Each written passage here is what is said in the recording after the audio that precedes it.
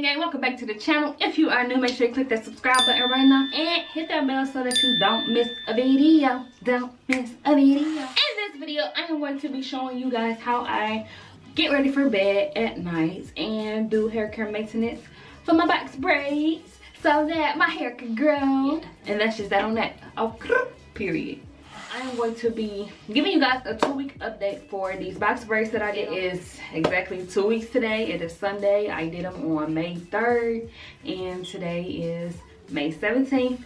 So I just want to show y'all my new growth, show y'all the products that I'm putting on them, and then show you just how I get ready for bed at night.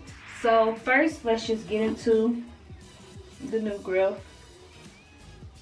This is the new growth that I have so far.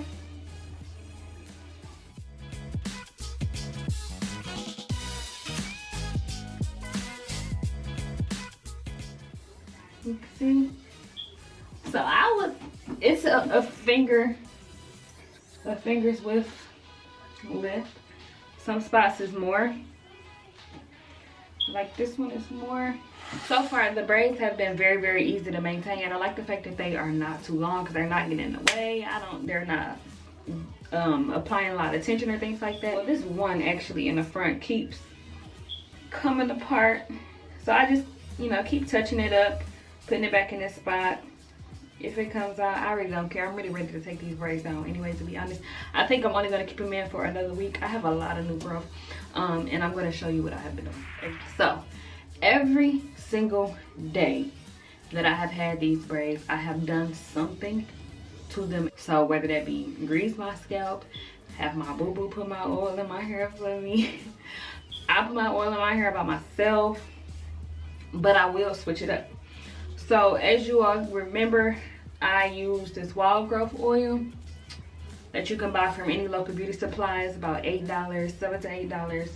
And it does not have the best smell, but it's not like a, like, you know what I'm saying? It's just like, all right, I just don't want to walk around smelling like that. So sometimes I usually do this one at night.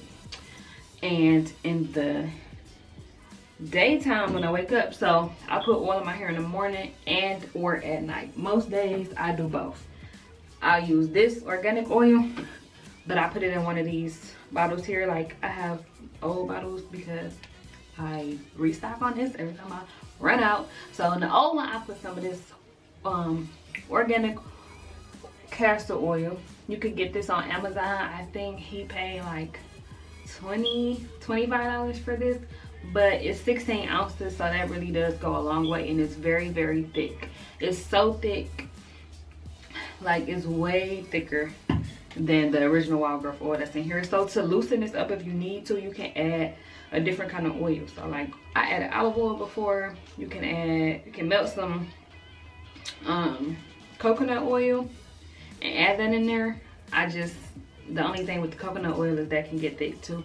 It's more loose than this organic oil once it's warm, but if it's not warm and it's cold, it presses up. You could put tea tree oil, peppermint oil, rosemary, whatever it is kind of oil you want to put in there to expand it out and stretch it out and thin it out, you can do that. So what I'll do is take the oil, and like I said,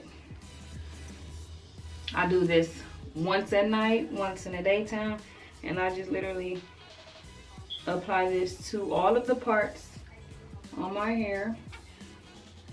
And sometimes, depending on how I'm feeling, I might be a little excessive, and then other times I might not be, you feel me? I might just be putting a little bit on there at a time. But the key to oiling your scalp is to massage it in. You have to massage it in order for it to penetrate your scalp and for it to actually, suppress and go through down into your scalp. And as you can see, I'll show you that spot as well that I was showing y'all about, little trouble area. You want to make sure you pay more attention to those trouble areas on the regular. Do not put too much tension on your hair. Make sure that you are very, very careful and cautious. Make sure your hands are clean when you're putting your fingers in your hair. That's very important. You don't want to be putting dirty hands in your hair. You know, you just want to make sure everything is right. And you want to do everything as best as possible on this hair care journey. And see, what I'm doing right now is in the front braids, I actually like to put oil underneath, like in the section that's not exposed, just because I just want all of my roots and things to be, you know, very, very strong. And then here's what it looks like right now, right there. You can see the hairs that are growing in, and I'll show you guys what it was looking like 2 weeks ago. So obviously you're not gonna have the biggest transformation for a complete bald spot. So that's important, but it's also hair, you know. So we have hair here, as you can see. Hopefully you guys can really see it and you're not just bamboozled, but there's actual hair. And it's, of course, it's not the thickest right now because it was just literally bald. So once that continues to grow in, it'll get thicker over time. And this side, as you can see, is doing fine. You know, still have hair. Everything's still intact. It's growing. It just needs to get thicker. And that is the main thing. I care more about my hair being thicker and healthier than it being long. So that's the main thing that I'm trying to focus on. Alright, so I'm also going to show you guys what I do to moisturize my actual hair. So obviously this part right here depends on the length of your hair, but you just want to apply some kind of moisturizer. And so that same moisturizer that I put on underneath them, the olive oil. Okay, so this right here, this is what I'm putting on my hair to moisturize the actual hair that's tucked under the braids.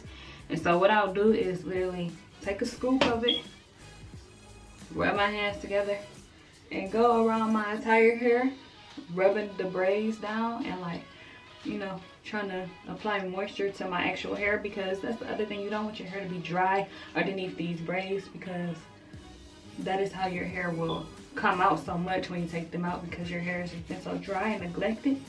So of course you won't get it like completely moisturized, but as long as you can apply some moisture to the hair, that's great, especially like when you have some hair sticking out and things like that. And you can see right there, it was just so easy for me to put that moisturizer on there. And then you don't have to do the whole braid, because who cares about all of this weave? You just want to make sure you put it in the areas where your actual hair is, because that way you can apply, you know, get some moisture to it, you know? You don't want your hair dry. You don't want it dry all out and stuff, like, you know.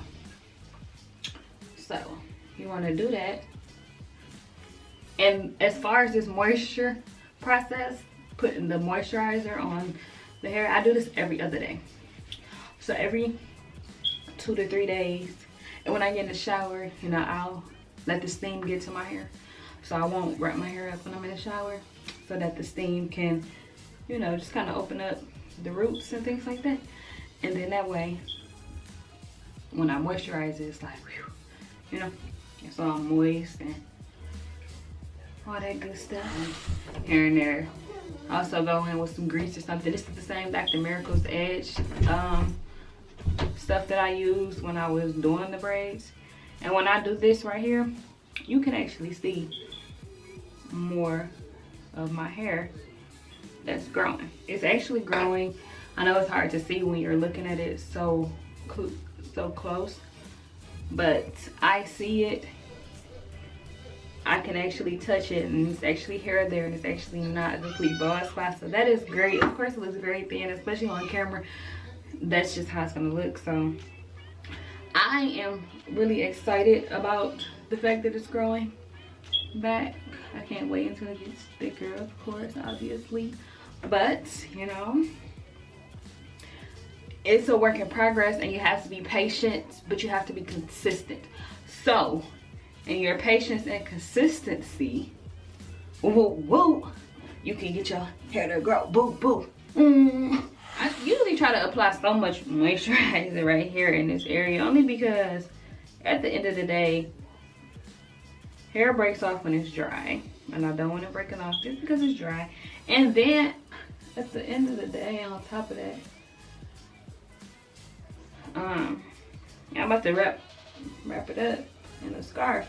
And the good thing about my scarf is that it actually does keep all the product on my head, as opposed to like just leaking off somewhere, which I noticed the other day, because I have a satin pillowcase as well.